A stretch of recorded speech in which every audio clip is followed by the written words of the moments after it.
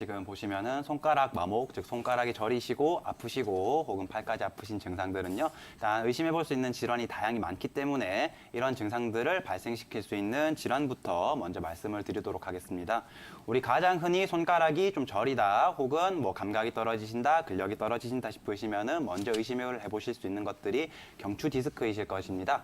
요즘에 스마트폰도 그렇고 업무 자체가 컴퓨터를 많이 보시면서 경추에 무리를 주는 일들이 많고 그로 인해서 경추 디스크로 손이 저리시거나 주무시고 일어나셨을 때 손마디마디 뻣뻣하신 이런 시청자분처럼 이런 증상들을 호소하시는 분들이 점점 많아지시고 있습니다. 그리고 약간은 생소하신 질환일 수도 있는데요. 흉곽출구증후군 역시 한번 의심을 해볼 수 있습니다.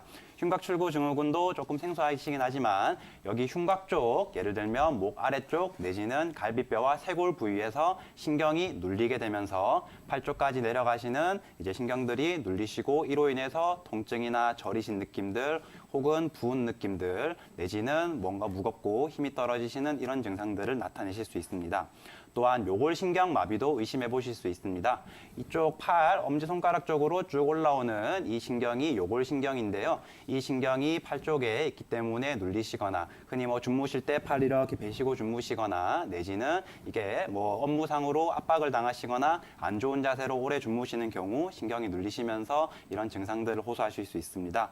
또 수근간 증후군, 터널 증후군 가끔씩 들어보신 분들 종종 계실 겁니다. 터널 증후군으로 손 쪽으로 이 인대 쪽으로 이 터널과 같이 관이 있는데요. 이 사이로 인대라든지 신경이라든지 이런 구조물들이 지나가게 되는데 많이 쓰시거나 특히 이제 타자를 많이 치시거나 하시는 분들 같은 경우에 손 쪽으로 신경이 눌리시게 되면서 혹은 혈관 자체가 압박을 받게 되면서 이런 증상들이 나타나실 수 있습니다. 여기 시청자분께서는 병원에서 손가락 관절염은 아니라고 하셔서 이건 정말 다행이신데요. 대신에 손가락 관절염이 오신 경우에도 이런 증상들이 나타나실 수 있습니다. 주로 우리가 흔히 관절염이라고 하시면 퇴행성 관절염, 연세가 드시면서 손을 또 많이 쓰시면서 이제 오시는 것, 그리고 류마티스로 인해서 40대에서 50대 여성분들이 자고 일어나셨을 때 뭔가 손이 뻣뻣하게 잘 안 움직이시는데 또 움직이시다 보면은 오후라든지 이 점심 지나서 손도 조금 움직여지시고 이러한 경향을 나타내시는데요. 이런 것들도 의심을 해보셔야 될 것 같습니다.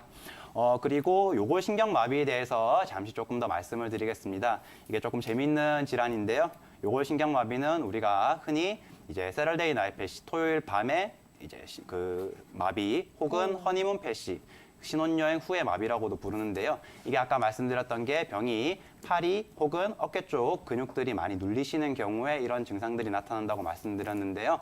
이제 토요일 밤에 이제 술도 한 잔씩 하시고 이렇게 음주를 과다하게 하신 상태에서 조금 안 좋은 자세로 뭔가 불편한 자세에서 또 이제 침대 들어가기 뭔가 부끄러우니까 소파에서 이렇게 웅크려 주무시다가 이제 팔이 마비가 오시는 경우도 있고요.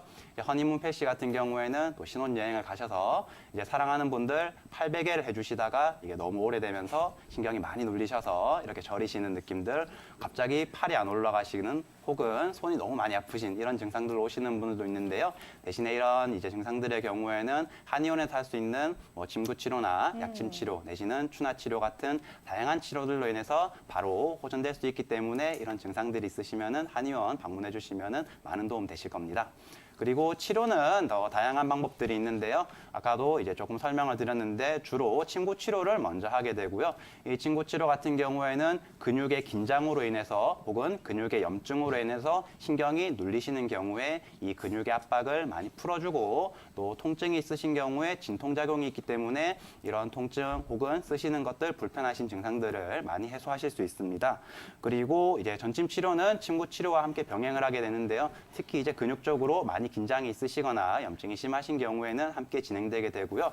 또 염증 자체가 통증이 많이 심하신 경우에는 약침 치료, 특히 봉침 치료를 많이 응용을 할 수 있습니다. 이외에 구조적인 문제로 경추가 일자목이라든지 많이 비틀리시거나 해서 신경이 눌리시는 경우에는 우리가 추나 치료도 함께 고려를 해보게 되고요. 이외에 증상이 조금 허약하신 분들 내지는 뭔가 회복력이 떨어지신 분들 같은 경우에는 한약 치료를 같이 하시면서 이런 증상들 빠르게 나을 수 있도록 모든 치료를 다 하고 있습니다. 제가 한번 좀 여쭈어보면서 이제 질환에 대해서 설명 한번 드릴 텐데요. 지금 손만 그렇고 발은 좀 어떠실까요? 발은 괜찮아요. 발은 괜찮으신데 손만 이렇게 많이 시려우시고 그리고 혹시 네. 손끝이 하얗게 되거나 아니면은 많이 이렇게 시리시거나 혹은 이렇게 떨리시는 거 잡으시면 많이 힘드시거나 그런 것들이 있으세요? 그런 건 없고요. 네. 그런 건 없고 이렇게 이제 네. 손이 시려우니까 이제 그냥 이렇게 펄해요. 저기 이렇게 요새 가을 같은 경우에는 네. 이렇게 손이 시려우면서 펄릇하고 이렇게 하얗지가 않고.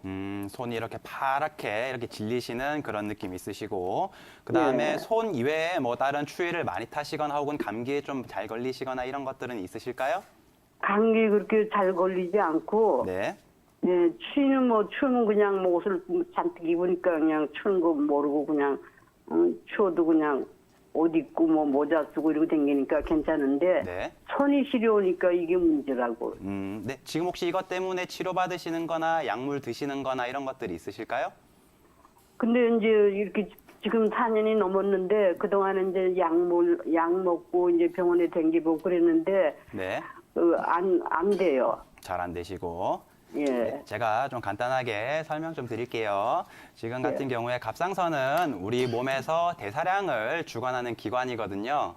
그래서 예. 갑상선 기능이 너무 올라가 버리면은 사람이 막 덥고 열도 나고 뭔가 막 항진돼 있고 이렇게 되고 반대로 기능이 떨어지시면은 지금 어머님처럼 뭐 추위도 많이 타시거나 혹은 손 쪽으로 많이 시려우시거나 뭐 추위 이제 겨울에 특히 많이 힘드시고 기운도 좀 떨어지시고 이런 증상들이 나타나실 수 있으신데 그때 예전에 수술 받으신 게 갑상선을 절제하신 건가요? 아니면은 뭐 부분적으로 수술을 받으셨던 걸까요?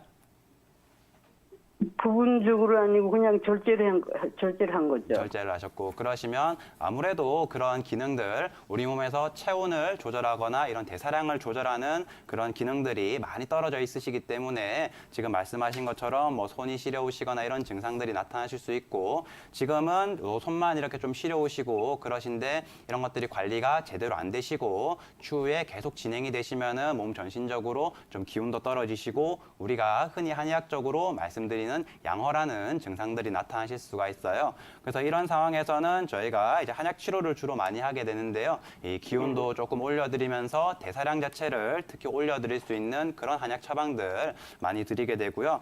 그 다음에 댁에서 뭐 따로 약 이외에 뭐 드시거나 이런 것들은 있으실까요? 아니 참 제가 한마디를 잘못했는데 네. 이제 손이 이렇게 이제 손은 이제 계속 이렇게 시렵고 이제 집에나 방에 있을 때는 괜찮고요. 네네. 근데 저기 머리에 이제 이렇게 머리에 좀 무슨 이렇게 저기 운동이나 뭘 하게 되면 머리에 그냥 확 이렇게 열이 나가지고 네. 예, 땀이 막 나고 열이 그냥 나요. 예, 머리에서는 열도 확 나시고 땀도 이렇게 많이 나시고 예, 그러다 이제 그게 이제 또 이렇게 싹 사라지고 이제 그렇게.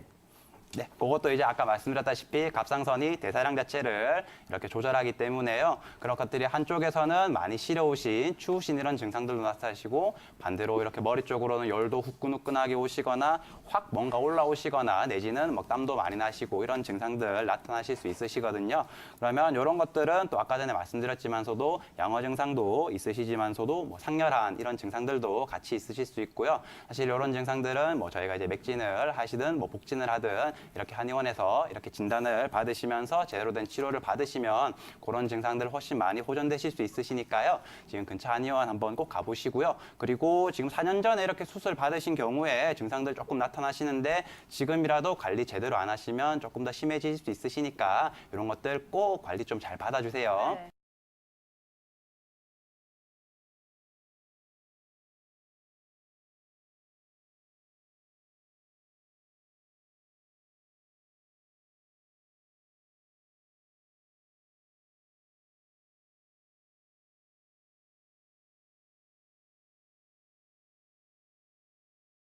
네, 문의 주신 환자분은 이제 손가락 통증으로 문의를 주셨는데요. 네. 손가락 자체가 아프시진 않으세요. 그렇기 때문에 먼저 점검해야 될 게 손가락을 눌러보시고 관절을 눌러보시는 거죠. 그럼 통증이 없으시다는 거죠. 네. 그럼 손가락 관절의 문제라기보다는 어디서 내려오는 겁니다. 그 내려오는 곳은 크게 이제 전에 그 조현석 원장님께서 잘 설명해 주셨는데 목에서 내려올 수도 있고 또 옆목에서 내려올 수도 있고 손목에서 내려올 수도 있고 여러 군데에서 내려올 수 있는 거죠. 그런 원인들을 여러 가지 원인들을 잘 설명을 해주셨고요. 그 원인들 중에서 어떤 것이 이 환자분한테 해당되시는지 집에서 간단하게 점검해 보실 수 있는 자가 진단법을 저는 이제 한번 설명해 드리려고 합니다. 네. 중지하고 하면 식지를 이렇게 한번 펴셔가지고요. 네. 혹시 시청자분께서 이런 동일한 증상을 가지고 계신 분이 있으시다면요. 네. 네, 뒤통수를 정면으로 이렇게 딱 갖다 대시고 오. 쭉 내려가 보시는 거예요. 쭉 내려가 보시면 뒤통수뼈가 끝나는 곳으로 뚝 떨어집니다. 쭉 내려가 보시는 거예요. 그리고 뚝 떨어진 다음에 처음으로 만나는 동그란 뼈가 있습니다. 꾹 눌러 보셔야 돼요. 그래야 만져지시니까요. 그 뼈가 바로 2번 경추세요. 경추에 염저가 있으시거나 통증이 있으시거나 디스크 탈출증이 있으시거나 척추관 협착증이 있으시다면 쭉 내려가시면서 앞통점이 생기게 됩니다. 그 2번 경추가 문제가 있으시면 꾹 누르시면 2번 경추가 아프실 거고요. 한 칸씩 내려가시면서 점검을 해보시는 거예요. 그래서 아픈 통증이 있으신 부분이 있으시다면 내 목에 경추 쪽에 염증이 좀 있을 수 있구나. 그 염증이 추간판에 생기시면 이게 척추관, 이 척추 쪽에 이제 디스크 탈출증이 되시는 거고요. 척추관에 생기셨으면 이제 척추관 협착증이 되시는 거죠. 그쪽을 눌리셔서 이제 팔 쪽으로 내려가는 신경이 눌리시면서 문제가 생기실 수 있는 것이고요. 이 경우에는 봉동약침이라고 해가지고요. 봉동약침이 굉장히 탁월한 효과를 발휘합니다. 네, 저번 주에 저희 원에 이제 이 식지 양쪽만 저리시다고 해서 오신 분이 오, 계셨어요. 네. 양쪽만 이제 식지만 저리시대요. 그래서 오셔가지고 그런데 말씀하시는 게 나는 목에 문제가 없어 이렇게 말씀하시더라고요. 근데 목을 꾹꾹 눌러보니까 아픈 점이 있으신 겁니다. 목에 평소에 불편함이 없으시더라도요. 네. 없으시더라도 눌러서 아프시다면 병증이 시작되시는 거죠. 그럼 치료 받으시면 굉장히 좋아지시는데요. 봉독 치료 3번 정도 받으시고 이 저리심과 아픈 증상이 해결이 되셨어요. 네, 그러시면서 이제 같이 가까운 한의원으로 가셔서 치료를 좀 받으시면 좋으시겠고요.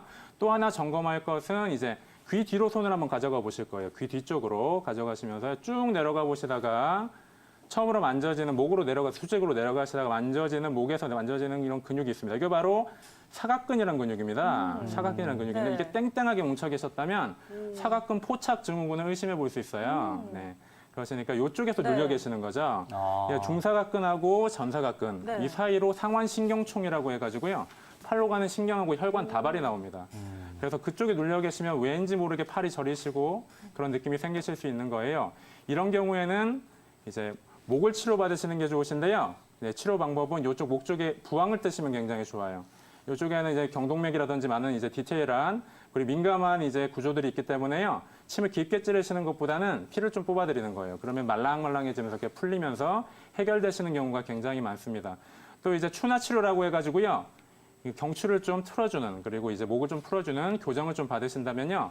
목이 좀 해결되시는 걸 보실 수 있습니다. 또 3번째로 의심이 되시는 거는요. 어떤 환자분들은 또 혈액순환 때문에 그런 것들이 오시는 경우가 계세요. 네. 이 방송을 보시는 시청자분들이나 동일한 증상을 갖고 계시는 분들도요. 한번 점검을 해보세요. 자기가 앉았다 일어나시면 환자분이 앉았다 일어나시면 어지러우시다거나 어디 부딪히시면 멍이 잘 드신다거나 네, 그리고 또 팔다리가 겨울 되면 너무 추워요. 그렇게 춥게 느껴지신다거나 또 종아리 쪽을 보시면 울퉁불퉁하게 막 이렇게 올라와 있는 거죠. 그걸 이제 하지정맥류라고 하는데요. 하지정맥이 올라와 계시거나 그런 요인들이 있으시면 혈액순환이 좀 안 좋으신 거예요. 그래서 혈액순환 쪽으로 안 좋으시면 심장하고 먼 부위인 머리끝, 그리고 손끝, 발끝 이런 데가 저리거나 아플 수 있습니다. 말초라고 하시는데요. 심장하고 먼 부위예요. 그쪽이 좀 안 좋아지시면서 통증이 생기실 수 있는데요. 이런 경우에는 저희 원에 오시면은 이제 가장 많이 처방해 드리는 것이 녹용이에요. 녹용이요. 예, 이 녹용 안에는 강글리오사이드라는 성분이 있어서요. 조혈 모세포를 촉진합니다. 그래서 혈액량을 늘리고요. 혈액순환이 잘 될 수 있도록 만들어주는 굉장히 명약이죠. 예, 과학적으로 이 기전은 다 밝혀진 바고요. 그래서 산모분들도 혈액순환이 떨어지시고 혈액량이 적어지실 때 혈액순환을 촉진하기 위해서 항상 녹용을 드시는 이유가 있겠죠. 그리고 이제 한방적으로는요. 녹용이란 것은요. 이제 사슴의 뿌리신데요. 사슴은 이제 러시아나 뉴질랜드에서 이제 많이 이제 삽니다.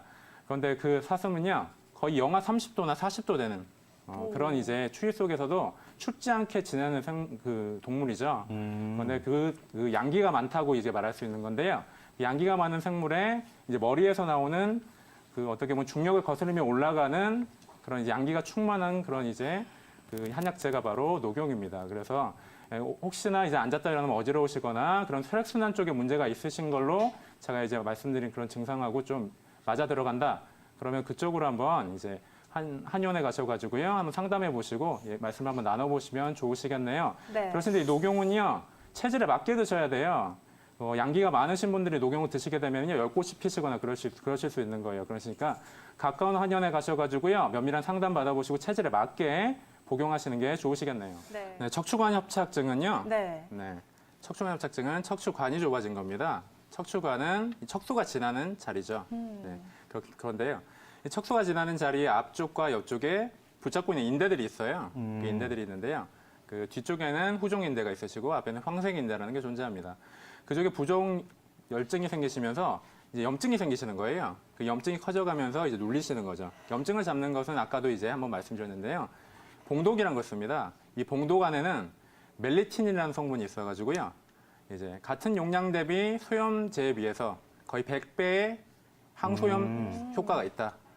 그래서 이제 제가 그 디스크 환자분들이나 척추관 협착증 환자분들한테도 드리는데요. 네. 굉장히 이제 놔드리면요. 굉장히 많이 염증이 잡히시고 좋아지시는 걸 한 관찰할 수 있는 번만으로는 안 거죠. 되나요? 네, 한 번만으로는 좀 힘드시고요. 이게 발병이 언제 되시느냐에 따라서 또 다르신데요. 네, 오래되신 분일수록 좀 기간이 오래 걸리시는데 적어도 한 1개월 정도는 바라보고 치료를 하는 게 이제 바른 치료 방법이시고요. 또 그 경과가 그렇게 좀 되시면 좋아지십니다. 어머니 혹시 디스크나 척추관 협착증 목적으로 진단받으신 거 있으세요? 예, 교통사고 났을 때 목 약간 좀 디스크기가 복디스크가 약간 좀 있다 그랬고요. 네. 지금 옷에 좀 몸무게가 많이 나가다 보니까 허리랑 이렇게 무릎 통증이 조금씩 있긴 해요. 이렇게 네. 무거운 짐을 들고 계단 올라갈 때 이럴 때 이렇게 시큰시큰하고 네네. 그런 건 있는데 그런 거는 내가 몸무게가 나가서 이렇게 아픈가 보다 이렇게 생각이 드는데 네. 어깨랑 등이 너무 이렇게 심하게 뭉치니까 아, 그러시네요. 어머니 안 있잖아요. 풀려서 잠을 못 네. 자서 아, 어머니 있잖아요. 팔이 네네. 저리시거나 하진 않으세요? 네, 팔 저리기까지는 안 해요. 아직 저리진 아, 않아요. 그러시네요. 디스크나 척추관 협착증이 심한 상태시면요. 팔이 저리셨을 거예요. 근데 그게 없으시는 거 보면요. 제가 볼 때는 네. 이제 어깨도 아프시고 뒷목도 아프신 거 보면 승모근에 대한 이 근육 통증이다.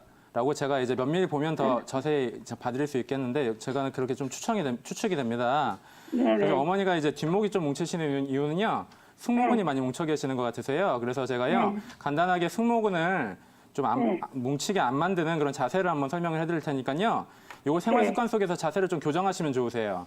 제가 한번 보여드릴 테니까요. 지금 TV 보고 계세요. 네네. 네네. 그러시면요. 일단 이제 허리를 꼿꼿이 세우세요. 허리 꼿꼿이 세우시고요. 네. 그러시고 네. 어깨를 쫙 펴셔야 됩니다. 이제 라운드 숄더가 되시면요. 승모근이 뭉치세요. 그러시니까 라운드 숄더가 되시지 않게 어깨를 과도하게 펴세요. 어머니 몇십 년 동안요. 둥글게 생활하셨기 때문에 더 과도하게 피셔야 돼요. 더 과도하게. 과도할 정도로 많이 펴주시고요. 그런 다음에 턱을 뒤로 당기세요. 목을 제끼시는 게 아니라 턱을 뒤로 트랙션, 당겨야 됩니다. 이러시면 어떤 일이 벌어지냐면요. 이렇게 경추 일자목이었던 경추가 이렇게 생기신 경추가 이렇게 뒤로 당겨져요. 이렇게 아치형이 되시거든요. 그러시면서 목 통증도 사라지시고 승모근이 잘 안 뭉칩니다. 그러시고 이제 15도 갖고 약간 이제 지평선을 바라보는 느낌. 이런 느낌으로 이제 자세를 유지를 하시면요. 지금 한번 뒷목을 만져보시면은 전에보다는 약간 말랑말랑한 느낌이 드실 거예요. 왜 그러시냐면요. 목이 이렇게 앞으로 빠져 계시면요. 흡사 이런 거랑 똑같아요. 낭떠러지로 떨어지는 친구를요. 이렇게 잡고 있는 거예요. 한마디로. 그럼 계속 잡고 있으면 이제 팔이 너무 아프겠죠. 그런 거랑 똑같아요. 뒷목이 그런 역할을 하고 있는 겁니다. 목이 떨어지지 않도록 계속 뒷목을 잡아주고 있는 거예요. 그 뒷목이 아프실 수밖에 없죠. 그러니까 자세를요 항상 어깨 펴시고 허리는 세우시고 그리고 뒷목은 뒤로 당기시고 그리고 턱은 이렇게 약간 45도 정도 들어주시는 자세. 이 자세를 항상 신경 쓰시면서 생활을 하시는 거예요. 그러시면요 어느 정도 생활 습관 속에서 뒷목이 뭉치시는 건 해결되실 겁니다. 그러신데 이미 뭉쳐져 네 그렇죠. 이미 뭉쳐져 있는 거는요 한의원에 가셔가지고요 홍화 약침이라는 걸 한번 맞아보세요. 홍화라는 거는요 저희 몸의 근육을 푸는 역할을 하는 그런 약재거든요.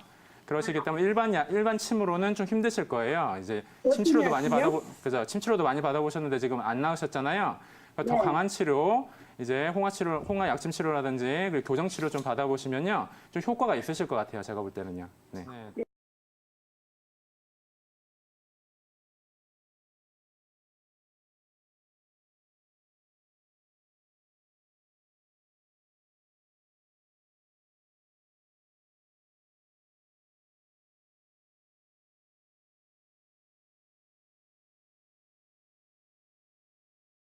예. 지금 이렇게 아플 때, 손가락이 아플 때, 목에서부터 문제가 생기는 경우가 많다는 걸 앞에서 이제 말씀들을 해주셨습니다. 맞습니다. 이제 문제가 있을 때 손목에서 문제가 있는 경우들도 있고요. 팔꿈치나 아니면 팔의 근육들이 긴장을 하는 경우들, 어깨에서 문제가 생기는 경우들, 그리고 앞에서 말씀드렸듯이 이제 목에서 문제가 생기는 경우들이 많이 있습니다. 이런 경우에 이제 관리에 있어서는 일단은 올바른 자세를 갖다 취해주는 것이 가장 중요합니다.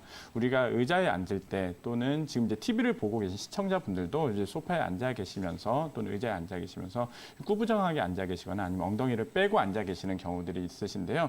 이때는 등과 엉덩이를 갖다가 뒤쪽으로 당기셔서 똑바로 앉으시고 허리를 고쳐 펴주시는 것들이 좋겠습니다. 그리고 이제 평소에 목을 갖다가 많이 쓰는 이렇게 거북목이나 아니면 모니터 작업을 많이 하는 경우들, 이런 경우에는 일을 갖다가 하다가 중간중간에 스트레칭들을 갖다 해주시는 것들이 좋겠습니다. 특히 이 목에 있는 여러 근육들이 이제 사방에서 이렇게 뭉칠 수가 있기 때문에 목을 갖다가 다양하게 움직여주고 스트레칭을 해주는 것들이 필요하겠고요. 그 외에도 이제 어깨 쪽에서 문제가 생기는 경우들, 이 어깨 뒤쪽에 어깨뼈, 극하근, 어깨뼈에 붙어 있는 이제 극하근에서 눌려서 생기는 경우들은 이렇게 팔을 갖다가 스트레칭을 해주는 것들, 이런 것들이 좀 도움들이 될 수 있겠습니다. 이 오랫동안 써서 생긴 문제이기 때문에 척추관 협착증 환자들은 치료 기간도 그만큼 오래 걸리게 됩니다. 일반적으로 이제 척추관 협착증이 호발하는 나이는 이제 50대 이상에서 특히 여성들에게서 많이 발생을 하는데요. 이제 수십 년 동안 써왔던 허리가 이렇게 빨리 낫기를 바라는 건 아무래도 좀 욕심이겠죠. 그래서 이건 이제 꾸준한 치료가 이제 가장 중요하겠고요. 주위에 있는 근육들을 갖다 이완을 시키고 그쪽에 이제 영양을 잘 공급을 해서 회복이 잘 될 수 있도록 하는 치료들, 그리고 앞서서 이야기했던 추나 치료를 통해서 틀어진 구조를 갖다가 확보하는 것들, 이런 것들이 도움이 많이 되겠고요. 저 같은 경우는 이제 도침이라고 해서 아주 날카로운 칼끝과 같이 생긴 침으로 이제 척추에 이제 공간을 이제 확보하는 그런 치료를 갖다가 하기도 합니다. 이제 그런 여러 가지 치료들을 통해서 공간을 확보하고 주위에 있는 긴장들을 갖다 풀어주고 이 지지를 갖다가 단단하게 해주면 아무래도 척추가 이렇게 좁아졌던 것들이 더 이렇게 공간이 확보되면서 증상들이 호전이 되는 것들을 볼 수가 있겠습니다.